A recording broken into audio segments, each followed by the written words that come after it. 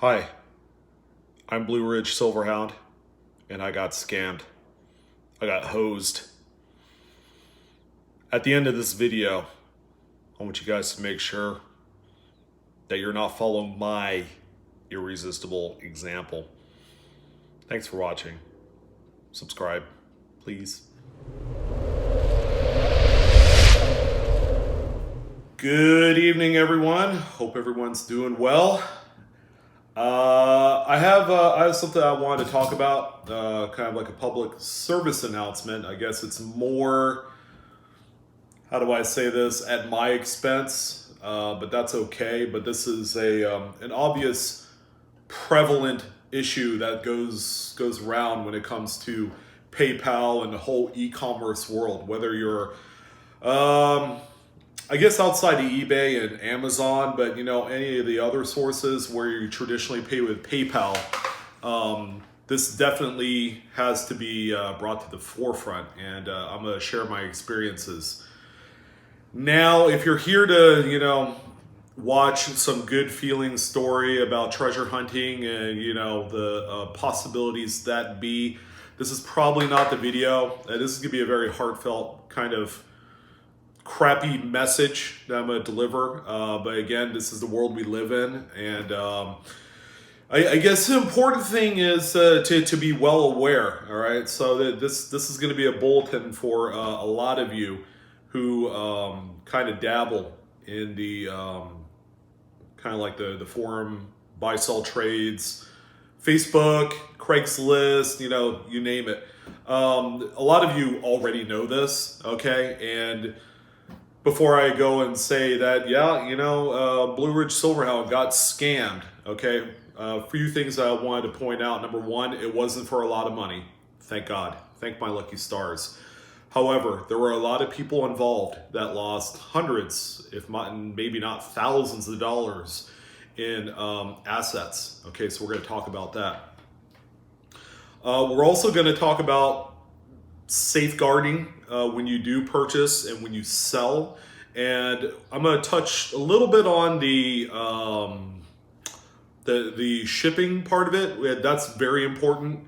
It probably a lot of you, again, this is probably nothing new, but again, there are a lot of folks that I've come across, through the email, through social media, that have considered buying, selling coins, other collectibles, things like that. So I'm not at all new with purchasing and selling items on Facebook, okay? Or some of those forum chat pages like Coin Community or Coin Talk, or, some of those other avenues that have been a part of my life for the better part of the last 10, 15 years. Even Craigslist to an extent.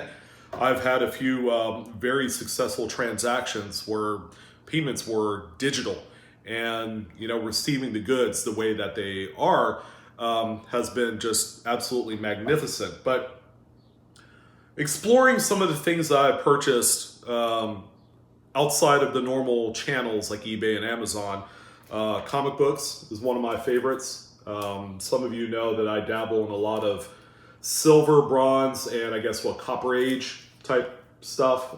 So I do a lot of that.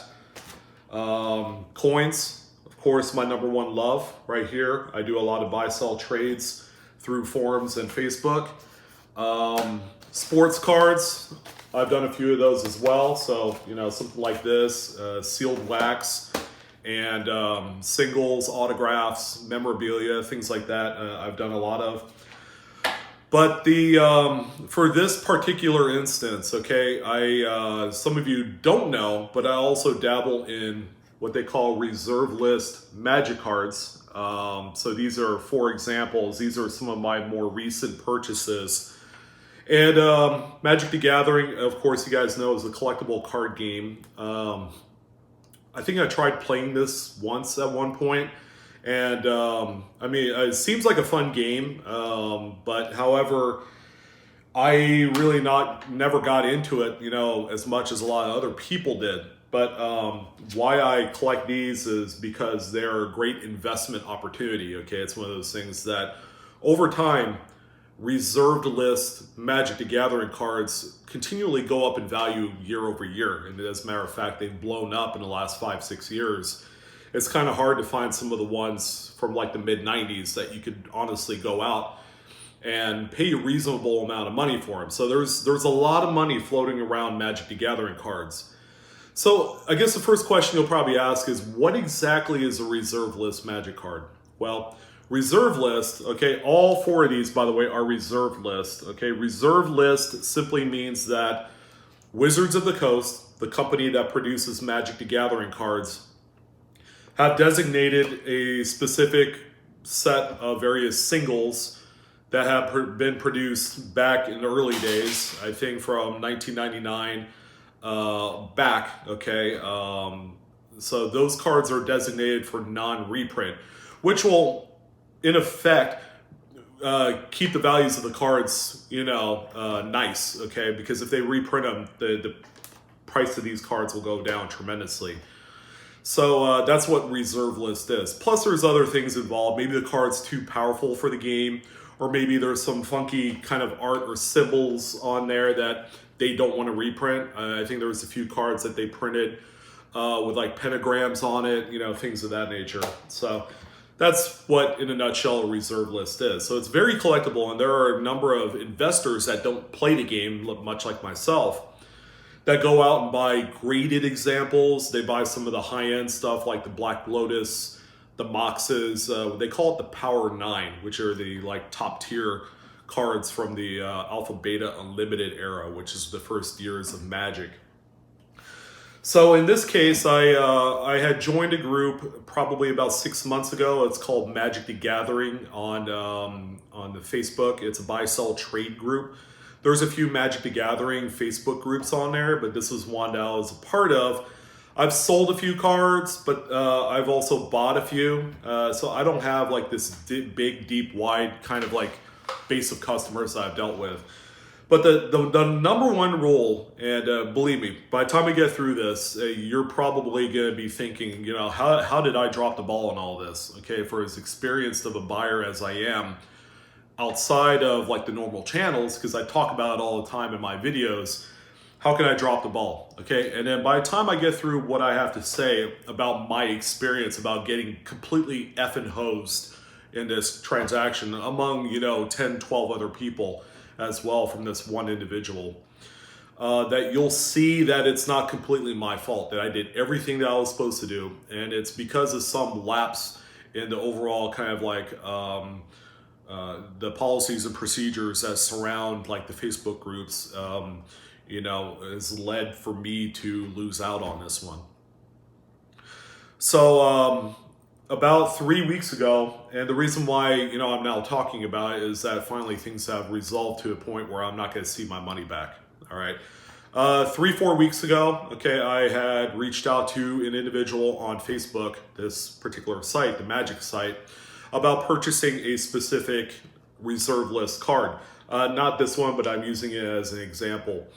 So he has a number of cards that he's kind of listed down in his particular post. Okay, so on a buy-sell trade, people are either buying, they'll say ISO, they're in search of, or they're selling cards. So there was a specific card that I liked and I wanted to buy it, and I wanted to see more pictures. So we kind of went back and forth on that whole deal through Facebook Messenger, okay? And he had sent me a few images of the card, it looked good. So I decided, hey, you know what? I'll offer you $80 shipped, okay? But I also want padded envelope and tracking. He said, yes, I could do that. He was originally asking, I believe, $90. So it was a small kind of like compromise on his behalf. But so I sent him the money, okay? And what I always do when it comes to these Facebook groups is you send out a post for a reference check. You want to make sure he checks out, that he's trusted. There were 2 or 3 people that said, yeah, this guy, I'm just gonna, his name's Brandon, okay? I'm not gonna give the full name, but Brandon, there's been a few transactions that went well, okay? So it's kind of like my blessing. So that's the one safeguard that you go through to kind of identify if you're dealing with someone who's on the up and up. So I sent Brandon $80. He specified and asked if I could send the cash, okay, as PayPal friends and family. Okay, so essentially is if you send it friends and family, the recipient will not get charged a fee. Whereas if you paid it with goods and services, they'll charge like 3.5%, 4%. Okay, which for $80, it's gonna end up being like $3, $4. So, I said, okay, you know what? Yeah, I'll go ahead and send it. So that was my first mistake, was being way too trustworthy, even though I had received my references saying that this guy was good. So I sent him an $80 PayPal friends and family payment, okay, which is, if you guys know, if you send it friends and family and something goes awry with the transaction, you are not covered under PayPal. So even if you could try till you turn blue in the face to contact PayPal customer support to try and get your money back, they're not going to do it, okay? Because you sent the cash with the pretense that it is a friends and family, but you get the story. So I sent him the payment, okay, and a few exchanges later, I said, hey, you know what? Let me know when you send it out and update me with a tracking number. Okay, so a few 2 or 3 days had passed. I hadn't heard from him. Which it's fine. You want to give people, the benefit. I personally send out items after like 5 days, but I respond to people when they send me a message. So 3 days have passed. I said, hey, do you have an update on the tracking number? Didn't hear a thing. So I gave it another day. But in the meantime, I went on the Facebook group, okay, to look at some other cards. And there were a few people that complained that he didn't send, the real deal cards for other transactions with other people. He was sending what they call proxies, which are copies. Copies that are made like on an inkjet printer, and then they were, I guess, pasted onto the card stock, all right, and then trimmed to make it look like an actual Magic card. So he was sending people proxies, or whatever you call them, and so that worried me a little bit. In the course of more investigation, come to find out that other people had done trades with him. So they were sending him like $200, $300, $400, $500 worth of cards to get back other cards from him. Okay, so they had sent these cards out but hadn't got anything back. So a day later, I reached out to Brandon and I said, hey, so there was a lot going on the Magic Facebook group, and I'm expecting to receive a card or a refund. Okay, at this point, it kind of startled me into kind of making that judgment call. So I went about that. So I hadn't heard from him. Okay, and then I've heard more stuff come through the Facebook group about how he's been scamming people and hosing them. Either taking their money or taking their goods. Luckily, we have his address. Okay, whether or not there is actually a Brandon at this specific address will remain for investigative purposes. Okay, and I'll let you guys know how it goes from that. But after about 24 hours, I went to see if Brandon had messaged me on Messenger, and he deactivated his Facebook profile. So he no longer exists. He is nunca. He is out of the picture. So that was it. I got scammed. I got hosed for $80. Could have been a lot worse. And believe it or not, I posted my my experience on the Magic the Gathering, I guess, trade complaints Facebook page, which I did. However, we hadn't received any resolution. All in all, there was about 10 to 12 people that got scammed, that got completely hosed. Some poor schlub traded in a used Nintendo Switch and about $800 in assorted Magic cards to him. He had already sent out the goods and he has not received anything back. So he is out a tremendous amount of assets. But all in all, this is not one of those videos where I'm looking kind of like a pity party type thing. It's like, it is what it is. It happened. Unfortunately, it that, there are people out there that's all they do. They prey on the weak, and then they go there and attack, and that's what their job is. They're out there to scam, and that's how they make their money. So where does this leave you guys that are absolutely watching the video, and you're probably glued to the screen at this point, 10 minutes later? Well, again, from this point forward, I'm not going to be naive. I'm not. Every single transaction that I sell outside of eBay and Amazon and some of the other ones will be a goods and services. Now, at that point, the negotiation really lies in, okay, so who pays that fee? Okay, is it, someone selling something for $100? Okay, are they selling it $100 plus 3%? That's something that can definitely be negotiated into the sale. What I recommend for a lot of you folks that are going to be dabbling in this sort of practice is to pay everything as goods and services if you're going to sell money. So if you're selling outside of the normal kind of like safe checkout methods of like an eBay or Amazon or, other various merchants, okay, then heed caution, okay, because, if you send in friends and family and you think you know someone, you will get screwed. They will beg you over a table and they will go to town on you. I mean, no joke. That seems probably, too graphic for this, but I think I could speak for a lot of people that I'm pissed off about how many people got absolutely shafted from this guy.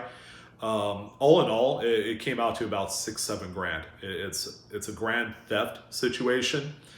We're all trying to get together so that way we can reach out to law enforcement from where this individual lives and see how we could go about that course. Okay, if he would scam just one person, we would never hear from him ever again.